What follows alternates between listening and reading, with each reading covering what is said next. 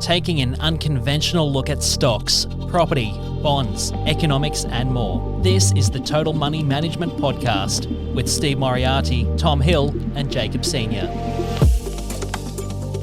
Welcome back to Total Money Management. There you Just go. to annoy Steve. How are we going, gentlemen? I'm back with Tom and Steve. Beautiful. Very well. It's You all right, mate? You've recovered from Perth? Oh yeah, Perth This week, eh, Tommy? I feel What a bit about you? fresher this time. Hopefully get less ridicule from my colleagues. I get excited about going 10 kilometres from home. Oh, mate. Jacob goes on a 1,000-kilometre jaunt across Australia. I am the established gentleman. No, it's been good. I've been over in Perth, played some golf for leisure, Right. and then I was back in Brisbane, then down in Sydney for a few days. So it's tiring. It's a good life, yeah, well. Did you fly first class? No, what's above first class? I was in the cockpit.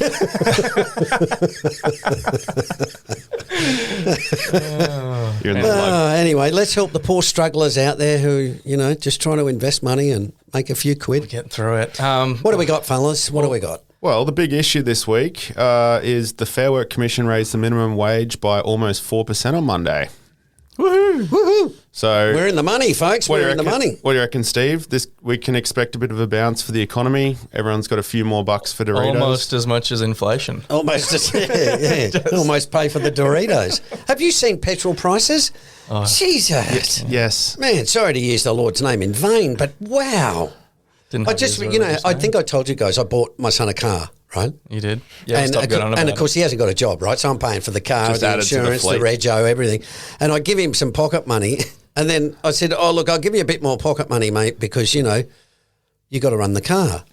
And then 2 days later, he writes back to me and he goes, have you seen the price of petrol? And it's like, mate, you've had a licence for 3 days and he's already complained about petrol. But it's like, Max, I'm paying for it. So I'm running 2 cars. Yeah. Anyway, I'll Is stop that that whinging. Lucky Dad's rich. Righto, what have we done? Wage rises. Look, it's the same thing. Wage rises and the tax cuts coming. We're going to have to see if people spend them. And the surveys are basically saying that a lot of people are going, it's going straight into the bank. So it's not. I don't think it's going to be a boost for economic growth.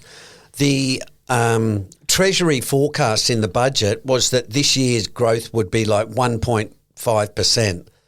Which is so economic growth. Yeah. 1.1%. Yeah. 1.1, which, I mean, let's be honest, that's pathetic. And secondly, that's not, I don't think they're saying, oh, yeah, that'll, the wages and the tax cuts will add 0.5 to growth. Well, at 1.1, probably not. And I think everybody who follows the economy is basically saying we're in recession. Australia's economy is so sad. It is. Anyway, that's what you get if you don't get money into the economy. And this is, again, harping back to the property prices stuff. People are borrowing a lot of money, but they're borrowing it to buy property, which then takes a chunk out of their salary to contribute to paying back the loan. Well, that's the $500 a week that they were spending on Doritos and petrol and avocado. That's gone now, because now what they're doing is saying, well, we've got an investment property and we have to contribute to pay down that loan. I was having a laugh. I was on realestate.com just looking at rentals, and there's a little calculator in the bottom which you can put your rental in. So I'm paying $630 a week at the minute, and apparently I can borrow $420,000. So you can borrow a deposit. I can get a shed. You can buy a somewhere. nice caravan. Yeah. It's just outrageous, isn't it? And there's still the property gurus out there saying, get into the market. Property. It's the same way, I don't want to seem biased, but it's the same with stocks, Like we got a Cape ratio of 35. Nvidia's on a PE of like 80 or something. I just read this morning where the Magnificent Seven, the market cap is now bigger than, what is it? It's 25% of American GDP. So that's about $7 or $8 trillion. And did you see that moron Elon Musk comes out and says, oh, the Tesla robotics will be worth $25 trillion. I mean, honestly, what a dickhead. The global GDP is 100 trillion. So he's saying my one part of my company is going to be worth a quarter of the world's GDP. He's probably saying that to wind people like you up. No, he's a spiv. He's manifesting it. He's a spiv. He lives off government subsidies for Tesla, right? And this is what he does. Right? He goes to all the places where the government subsidises. Well, we need to get some of that. Can subsidise investment education. Opportunist. Righto, next. What do we got? Moving on. We're talking about there's the ASX May performance, presidential performance, tech bubbles, company profits, and tech mania. So that's going to be basically the overview, as well as Steve's rants and various tangents. So bad week this week. Right, get on with it. What do we got? Monday we've got headline sector contribution in May 24. Financials are doing okay in the S&P and ASX 200, but everything else, utilities are having a good crack, and consumer staples. Go you good thing. Well, yeah, that's just May, right? But if we look at it, so we've got some notes here. So unlike the US, where the markets rose around 5%, the ASX only rose about 1%. Looking at the year. Yeah, so, but that's probably normal over the last... What's that? 15. The ASX not really doing much on the US. It's normal for the last bloody 15 years. Yeah. God, it's been I suppose the big question is, when are we going to see... I saw actually an article in Forbes a couple of days ago saying Australia's economy was about to double, and I just had a gag. Probably means it's going to cut in half. Probably Elon Musk. I just started cackling. But look, I have said, and I think you guys, and we've talked about this before, we will probably have a good decade because the money will transition. My argument is the last 15 years have been gangbusters for property, the last 25 actually, and that's taken the money away from the stock market. We had the mining boom, then the mining boom subsided about 2011, 2012, but property is where all the money has been going to.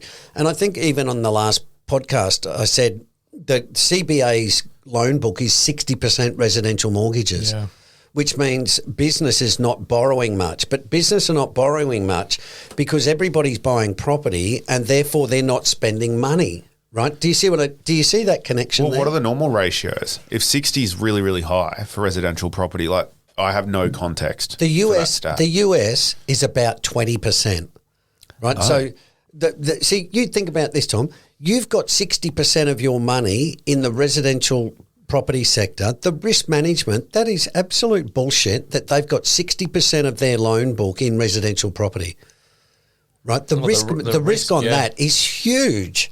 It's absolutely huge. Well, it's GFC-esque. Absolutely. But you see, this is why I say they don't really care because they know that they'll get bailed out. Yeah. Right? Because it's so large. It's so much of a problem. Well, they're banking on international investors and the top 1% just continuing to buy and service the loans. Yeah, but they don't need the banks. You're talking about the top 1% of income earners. Yeah, they don't need the banks. It's the middle and the lower earners who need to go and borrow to buy property, right? And what I'm saying is every time you borrow, what that means is your future income has to be decreased, the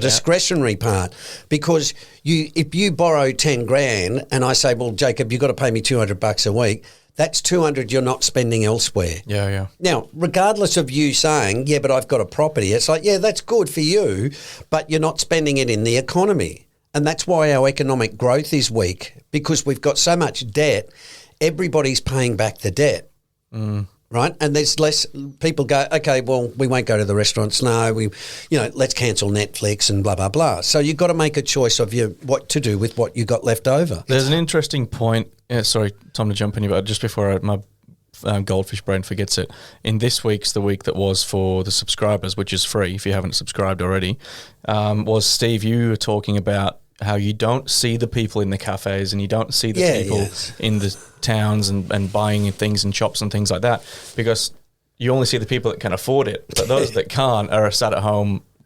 Well, they're eating the Doritos at home when the others are in the restaurants having the steak. Yeah, which I thought was an interesting thing to just conceptualize. The cafes are busy, But what percentage of people are just sat at home not being able to afford anything? That's what I mean. Yeah. Yeah, I've never even thought about that because I go out and I think, what are you all doing? Shouldn't you be at work? Like the shops you're a are so wealthy busy man. always. But that's what I mean. If you go, you go out on a Friday night into the city and the pubs and the clubs are pumping, but what you don't realise is that's the people who actually can afford to go out. Mm. And we're in luxury, right? We live in Brisbane. It's a big city. What about the people that live 5 hours west?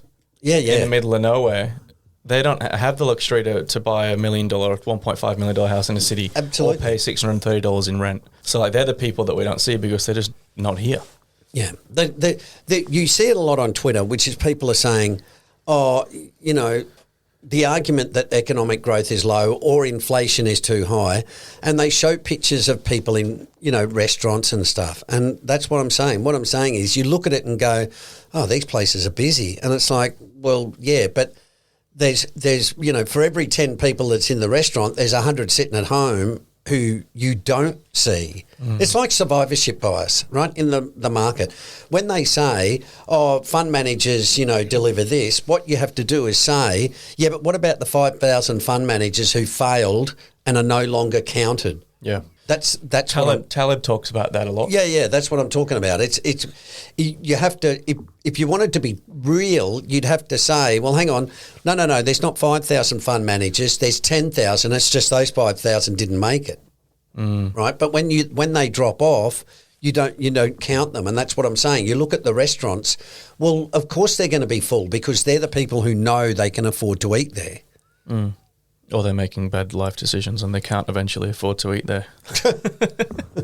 Tuesday. So statistically, like election years, you've talked about it a lot, Steve, have a high probability of a good return in the market. And we're hoping that the ASX will follow. Hoping is probably in inverted commas. Well, the average, right? 10.1% in election years. Yep. So, but again, here's the important point, and I talked about this in the June newsletter, which is coming out soon, depending on when this podcast hits the airwaves. But the important point to look at those averages is to say, go back and look at when the presidential election was held in or around high Cape years. That was going to be my next question. Yeah, that's where you've always got to say, well, hang on. If the Cape was always, just for argument's sake, at 12, the returns are really good. And it's like, yeah, but that's probably because of Cape, not because of it being a presidential year. Yeah. So that's where you find a lot of these type of stats.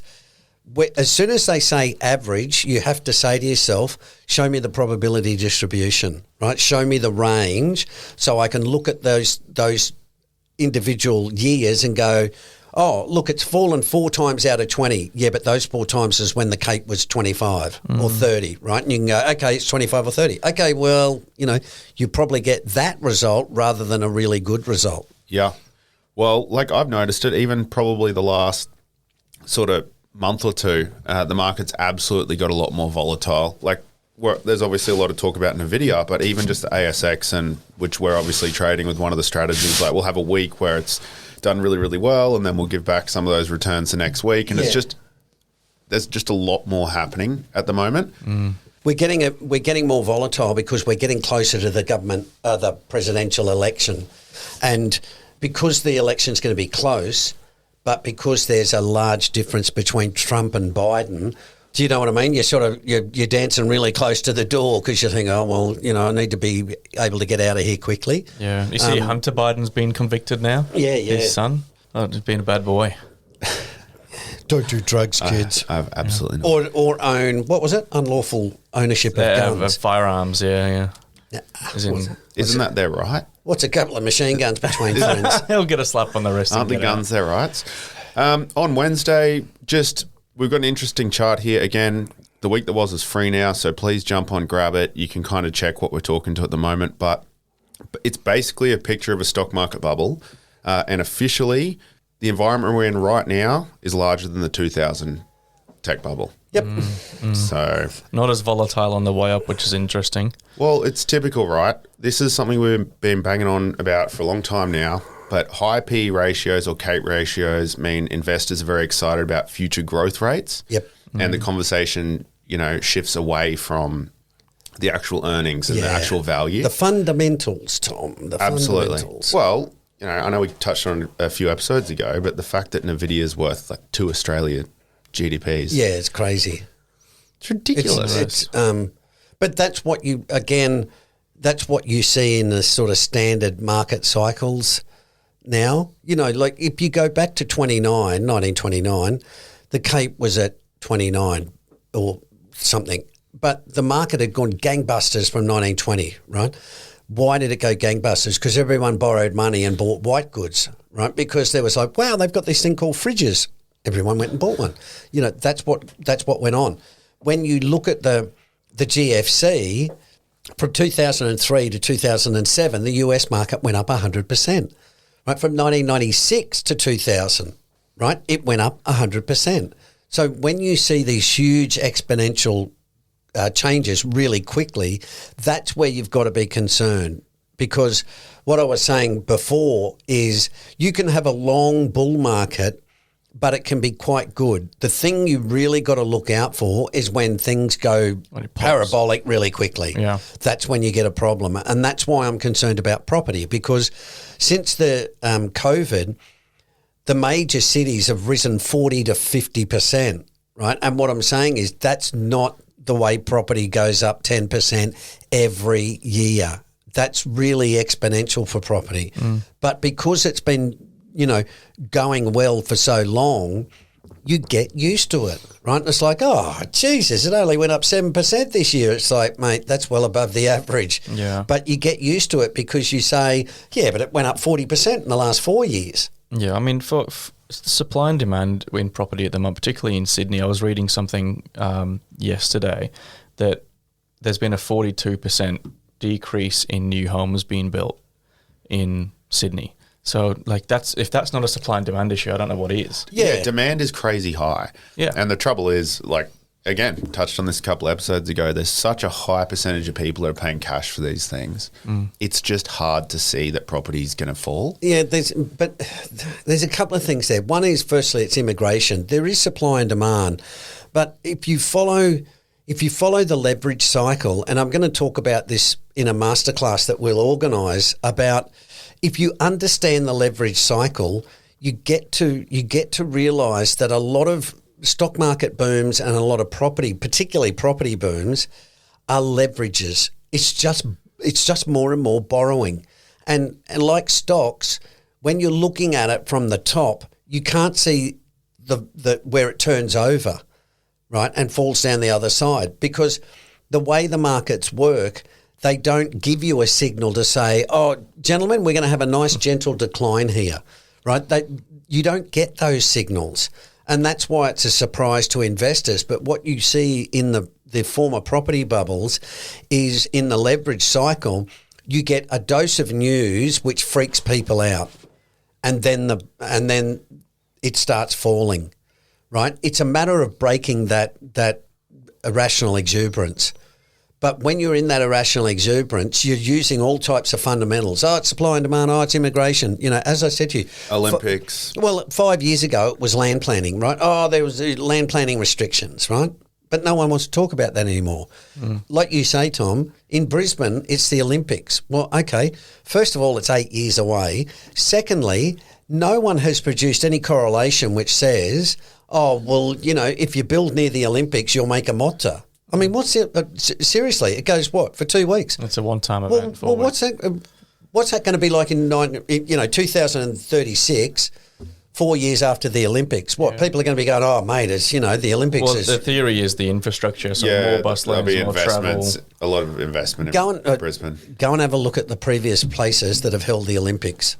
Yeah. You know why no one bids for the Olympics anymore? Because it sucks. Yeah. That's what they found. They spent billions doing roads and building pools and building halls, and then after it, they were bloody white elephants.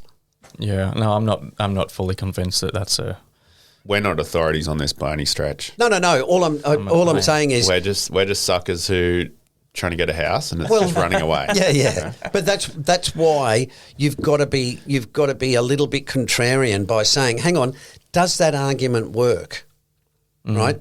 Is there really a connection between rising property prices and an Olympics. Okay, well, let's go and look at Spain, Los Angeles, or all the other places that have had it, 8 years out. Yeah. I mean, honestly, it just everything these days seems to revolve around property prices. And the next big thing, just before I move on from that, the supply and demand thing, that does make sense to me. So the government have come in and said, we need to get more construction workers, more materials, and more. Basically, we need to have more people build houses. If that is, which the stats are, it's still not going to catch up to the demand. But if that was the case in an ideal world and supply did catch demand, we should see a decrease or at least a plateau in property price. Well, yeah, but you've got two aspects there. Like the PE, right? You either increase supply or you decrease demand. Yeah. Now, notice, and I've written in June, what are we in? June 17 or whatever it is. This week, the Brisbane City Council came out and said, right, we're going to ping 40,000 properties for Airbnb. Mm. Okay, the Victorian government, one of the Victorian councils said, right, we're going to investigate charging investor properties double the rates, right, and halve the rates on people who own property. So a couple of things there. One is supply has been damaged a lot by Airbnb, right? And so when you go, oh, it's a supply issue, it's like, no, it never was a supply issue previously. You're right that it is now, but it is now because people are Airbnb in their properties. Yeah. The second part is government's not building low-cost housing. So those poor people who used to go into low-cost housing have been forced into the private rental market, right? So everyone's bidding for the property prices. Yep. Students are allowed to stay in. You can rent your room out to a student for $300 a week, tax-free. You're right. So do you see what I mean? There's all these things that are incentivising property, which is fine, but it can't keep going on forever, right? Negative gearing, all of that sort of stuff. Yeah, I mean, I just can't fathom how they can reduce demand when people just need houses. I think what Steve's saying is it's the, there's a lot of people out there with 5, 10, 15 investment properties, and they'll Airbnb them, so they won't have a permanent tenant in there. They'll go, why would I rent this out for $700 a week when I can rent it out for $500 a night, and it only has to be occupied 10 nights of the month? Yeah. And we're better off. And there's an echelon of people up the top, and I'm not apportioning blame here. All I'm saying is I know people, right, who have properties on the Gold Coast and the Sunshine Coast and other places that is their holiday home. Like, they go there on the weekend. Monday to Friday, it's empty. And what I'm saying is they're wealthy enough to go, well, I don't need to rent it out. I don't even need to Airbnb. Well, capital gains been that good. Yeah. Well, no, Jacob, what I'm saying is they're taking the rooms off the market. So you imagine if everybody bought down the Gold Coast, 1 million people bought down the Gold Coast, right, and said, no, we don't need to rent it out. Well, there'd be a, quote, shortage. But it's not a shortage. It's the fact that there's a cohort of people who are saying, well, I don't need to rent the property out because I want to use it Saturday and Sunday. Yeah. No. You see what I mean? And it's similar to Airbnb. People are saying, well, I don't need to rent it out for $25,000 a year if I can get $35,000 in Airbnb, right? And the incentives have been, well, do the Airbnb, and that's why I'm saying what's happening is governments are looking at those avenues now and saying, okay, we're going to hit Airbnb because that'll be forcing people to put their property into the rental market, right, and solve the problem. And so that's what governments do. They have to look at it and say, well, how do we get more rooms on the market? Okay, hit Airbnb and tell them that they're going to have to pay more money. It's a business, blah, blah, blah, more rates, and that's what happens. Yeah. Yep.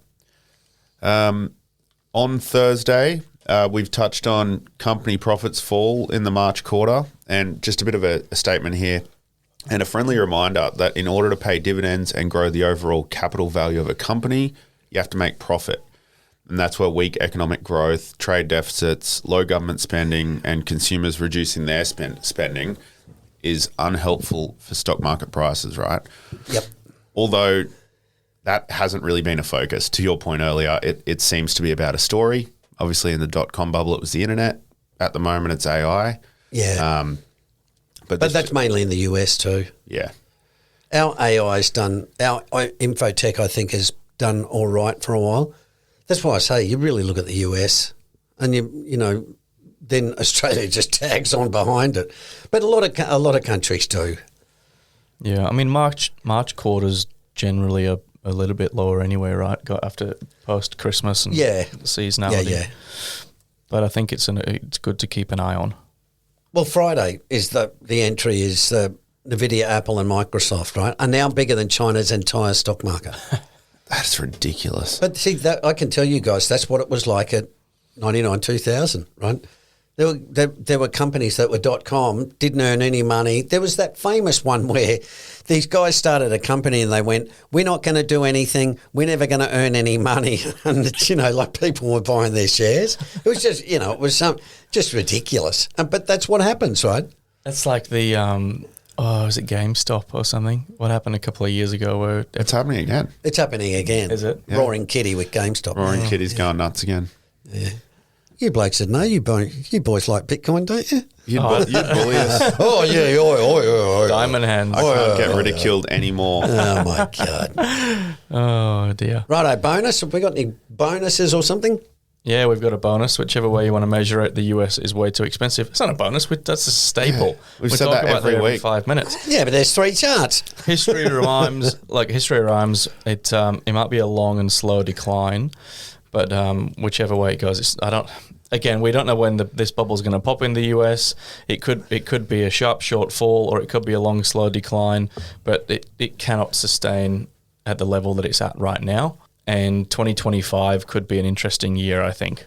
Yeah, I think the presidential election is going to be interesting this year. Biden appears to be fighting back in the polls. Trump appears to be getting a little bit more deranged. So take your pick. But the point being, they're going to try and I think what all presidents do is a bit like, you know, don't let the stock market crash this year, right? Yeah. But they'll do anything to hold it. And white knuckle it until next year. Yeah. But that also means too, Jacob, that they'll actually, you know, like the CAPE will get to 38 or 39, right? Because the president's going, you know, I just don't let it blow up, right? But you're going to let it blow up in January 2025 once I'm inaugurated, right? Then we'll let it go to hell because, you know, I'll be in for 4 years. I'm looking forward to making these podcasts when we're in that decline. You said that last week. Did I? You said that a couple of weeks ago. You went, oh, God, I wish we could just make a podcast when the Cape's 10 or something. Well, it is in Brazil and China. Jump in. They'll start to call us broken clocks. Yeah. And you said if that. we're not careful. You said that. Oh, really? Yeah. You said, broken clock right twice a day or something. Yeah, well. And I wrote about that this week, so... I was under the weather last time. We're just repeating ourselves, fellas. We'll keep doing it until we're right, though. That's right. And we'll be right one day and we'll be able to say, we bloody well told you so. Didn't you? Been trying to tell you. Yeah. What's on the chow, Tom? The chow. It's the Buffett indicator, corporate equities to GDP. I'm not actually sure what this one means. I know, because you bloody well said that 2 weeks ago and I explained it to you. It's basically saying Buffett indicator is expensive, right? Yeah, but the Buffett indicator is corporate equities to GDP, market cap to GDP. Market cap is sort of like the price of a company, right? So what Buffett famously said, 30 years ago or something, if you can get market cap at about 80% to GDP, then you'll do well, right? Because it's, undervalued. Cheap. It's undervalued. Well, looking at it there, it's now 204 and it's double. So what he's saying is, and I think I talked about this, Tom, in terms of a coffee shop. If I wanted to develop a coffee shop and you said, Steve, for God's sake, just buy mine for 50 grand. And I went, Jesus, there's 150 grams worth of equipment. Yeah. I would buy yours. Why would I start my own, right? It's cheaper to buy an existing one. And that's sort of like the Buffett indicator. It's the Q ratio, but Buffett is sort of like that. What it's saying is the market cap of NVIDIA is nearly $4 trillion. Does that make sense? No. No. Okay, well, there you go. And that's what he's saying. When you look at the S&P 500, market cap of all of them, you look at it and go, it's really expensive. What's the saying? You take the stairs up and the elevator down. Yeah. Oh, man. Or out the window. I'd hate in this to be, case. yeah. Well, That's the fun part. There's 90,000 charts and indicators that you can look at, but it's still not going to be as valuable as Barry in the Men's Finance page in Facebook saying, just buy NVIDIA now and put all your money into That's it. exactly right. Buy now, you'll miss out on the next 5,000%. Go, right. Barry. How do we want to close off, Tom? All right, that's a wrap. That is a wrap. That's it. That's quick. That's it. Righto. That's a wrap. Tom jumped Let's out the close it window. off. See you We'll guys. see you next week. See ya. Stay up to date on our socials. Just search for Total Money Management on Instagram and TikTok. For your free investor personality assessment, go to totalmoneymanagement.com.au. And as always, remember, we don't provide financial advice.